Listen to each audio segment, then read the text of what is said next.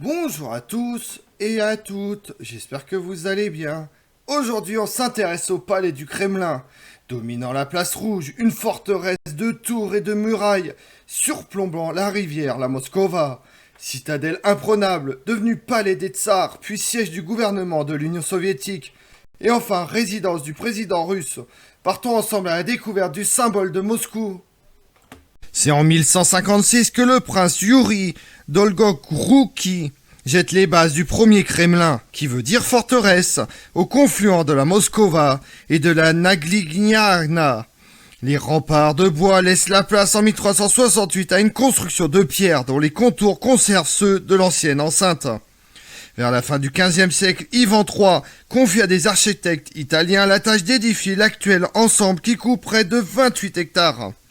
L'architecture témoigne d'un mélange entre le style russe traditionnel et le style Renaissance. Cette fois, les constructeurs choisissent la brique. L'enceinte du Kremlin est flanquée de 19 tours, auxquelles il faut ajouter la tour Kutafia, reliée par un pont à la tour de la Trinité. La première d'entre elles, la Tanantisniaka, fut construite en 1485. La Blekishmavkia, en 1487, la plus haute, 71 mètres, et la Spaskia, érigée en 1491. Les bâtisseurs, tout en suivant de manière approchée la forme de l'ancien Kremlin en pierre, édifient les murs en retrait entre les tours, afin d'en améliorer la défense. Ils creusent aussi des douves, larges de 30 mètres et profondes de 12, bientôt emplies d'eau puisée dans le fleuve voisin.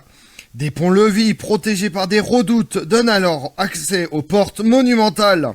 Le Kremlin, dès la fin du XVe siècle, passe donc pour l'une des plus importantes fortifications d'Europe, avec des murailles pouvant aller jusqu'à 19 mètres de hauteur et 6 mètres d'épaisseur pour une longueur totale de 2235 mètres.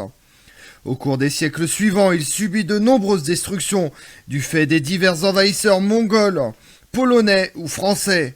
Du rôle de forteresse, il passe notamment à partir du XVIIe siècle à celui de résidence officielle des tsars.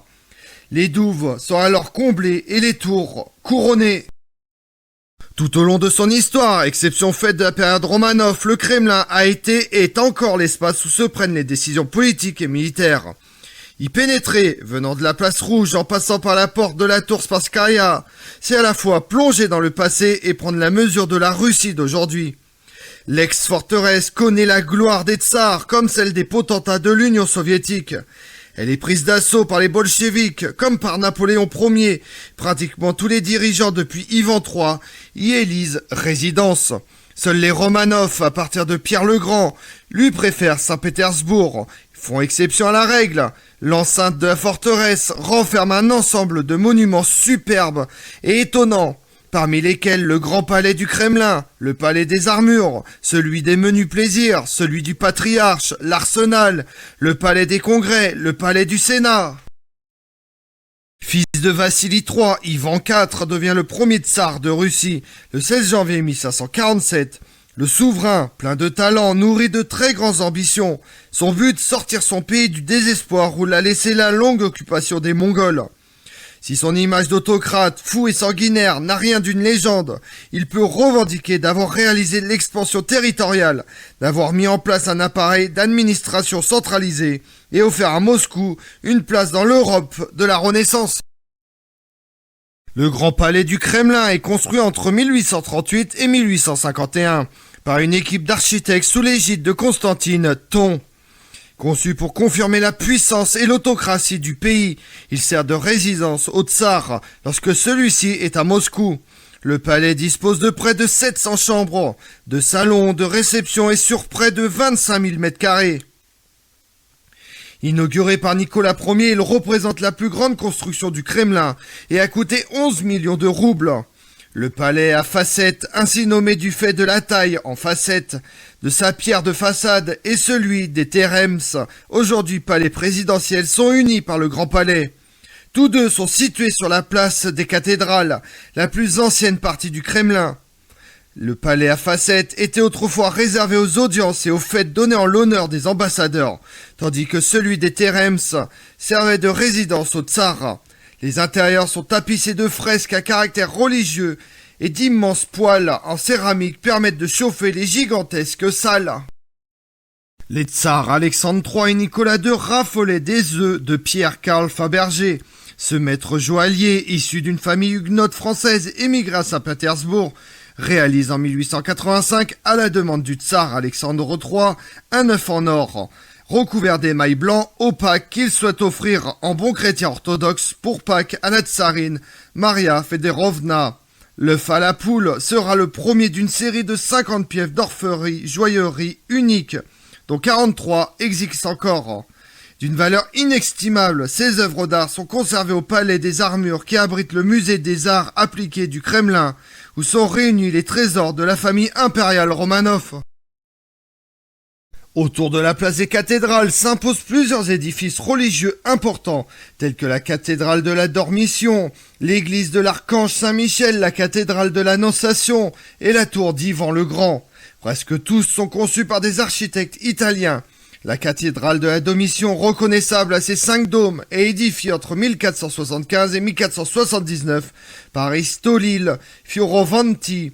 Il est le siège de l'église orthodoxe russe, lieu du couronnement et du mariage des grands princes, tsars et empereurs, ainsi que le sanctuaire des métropolites et des patriarches de l'église orthodoxe. Sur l'iconostase, cloisonnée, ornée d'icônes qui séparent la nef du sanctuaire, on retrouve des icônes représentant les 4 évangiles. Et tout au centre, la porte royale. À sa droite, une deuxième icône indique le nom de l'église, ainsi que son sujet, soit ici la Dormention, Assomption de la Vierge. Un autre Italien, Aloysius le Jeune, dirige entre 1505 et 1508 la construction de la cathédrale de l'Archange Saint-Michel. Y sont inhumés pas moins de 47 tsars, parmi lesquels Ivan III, Ivan IV le Terrible, Michel Ier et Alexis Ier Romanov. Enfin, la cathédrale de l'Annonciation, achevée en 1489, surmontée de 7 coupoles dorées, est l'église privée des tsars. Elle sert pour les offices religieux et pour les baptêmes. Lorsqu'Ivan le Terrible meurt en 1584, Dimitri, son fils cadet, n'a que 3 ans. La couronne passe à son frère aîné, Fédor, légèrement attardé mentalement, ce dont son beau-frère Boris Goudounov profite pour asseoir sa tutelle, et à sa mort en 1598, s'emparer du pouvoir. Dimitri, seul héritier vivant, est mystérieusement assassiné en 1591, probablement par Goudounov. Sa disparition va fournir à plusieurs imposteurs l'occasion de tenter leur chance, dont Grégory Otrépiev, surnommé le faux Dimitri. Il affirme avoir échappé miraculeusement à la mort, convainc des comtes polonais de lui fournir une armée, écrase Goudounov et se fait couronner tsar en 1605, mais rapidement il indispose ses nouveaux sujets. Il est également assassiné l'année suivante. L'histoire dit qu'Ivan le Terrible, marié 7 fois, a été chassé de la communauté religieuse en raison de son trop grand nombre d'unions. Le patriarche lui interdit de reparaître dans la cathédrale. Ivan IV entreprend donc la construction d'une galerie de ronde qui lui permet de voir à l'intérieur et de prier sans entrer. L'église, qui date du XVe siècle, n'est pas très grande, mais son iconostase, due en partie au célèbre Andrei Roublev, reste considérée comme la plus belle de Russie. Le parterre devant l'édifice est pavé de japs, pierres semi-précieuses que l'on extrait dans l'Oural. Tout près se trouve le palais des menus plaisirs où réside une partie de la famille du tsar et où a été élevé Pierre le Grand. Quant au clocher d'Ivan le Grand, il s'agit d'une énorme tour érigée entre 1505 et 1508, mais véritablement achevée en 1600 sous le règne de Boris Goudounov. Avec ses 82 mètres de haut, il devient le point focal de l'ensemble du Kremlin. La légende veut qu'il marque le centre de Moscou. Il possède 31 cloches. L'arsenal lui occupe la partie nord du Kremlin. Le premier bâtiment est édifié sous Pierre le Grand en 1701, détruit en 1812 par les troupes napoléoniennes. Il est reconstruit en 1817. Enfin, le palais des Armures s'étend sur la zone sud-ouest de la forteresse. À l'origine, on y conservait les armes royales. C'est aujourd'hui un musée qui présente les trésors accumulés par les princes et les tsars au cours des siècles, telle une magnifique collection d'œufs de Fabergé ou le célèbre diamant Orlov. Le Kremlin a été le théâtre de nombreuses tragédies. La première forteresse en bois est rasée par les Tartares en 1238. Le bâtiment de pierre qui la remplace fait également l'objet d'une de leurs razzias. Ceux-ci détruisent la ville en 1382 et exterminent la moitié de la population. En 1605, c'est une armée polonaise dirigée par le faux Dimitri, un aventurier prétendant être le fils cadet d'Ivan le Terrible, qui envahit Moscou et le Kremlin. Il s'ensuit une période de troubles qui déstabilise le pays, qui ne retrouve son équilibre qu'en 1613 avec l'accession au trône des Romanov. Dès la prise de Moscou par Napoléon Ier le 14 septembre 1812, un incendie fait rage dans la ville. Les moscovites allument des feux afin de priver les Français d'abri. Lorsque l'incendie est enfin maîtrisé le soir du 20 septembre, les 9/10 de la ville avaient brûlé. Napoléon, furieux, donne l'ordre de faire sauter le Kremlin. Mais de toutes les mines posées, seules quelques-unes explosent, endommageant légèrement quelques tours. L'armée française quitte la capitale russe fin octobre. En novembre 1917, les bolcheviks se heurtent à la résistance acharnée des élèves officiers du Tsar, qui occupent le Kremlin et massacrent plusieurs centaines de soldats rouges. Les soviets de Moscou donnent l'ordre de bombarder les murailles et finissent par reprendre la forteresse dans la nuit du 16 au 17 novembre. En 1935, Staline fait enlever les aigles impériaux des 5 plus grandes tours et les remplace 2 ans plus tard par d'énormes étoiles en verre rouge. Aujourd'hui, après la chute de l'Empire soviétique, le Kremlin demeure lié à l'histoire de la Russie. Du XIIIe siècle à la fondation de Saint-Pétersbourg, il est directement et matériellement associé à tous les grands événements.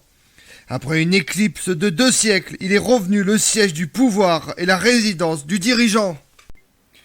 Comme on l'a vu, le Kremlin sur la place rouge de Moscou a toujours fait rêver. Monumentale et secret, cette immense forteresse, à la fois symbole prestigieux de l'histoire de la Russie et centre politique actuel, renferme quelques trésors. Je vous remercie d'avoir suivi cette vidéo en ma compagnie. Si vous voulez connaître mes autres vidéos, retrouvez-moi sur ma chaîne YouTube Tout sur l'Histoire avec Damien, mais également sur les réseaux sociaux, Twitter et Instagram, Histoire Damien. Et pensez à liker, commenter et vous abonner. Je vous remercie à tous.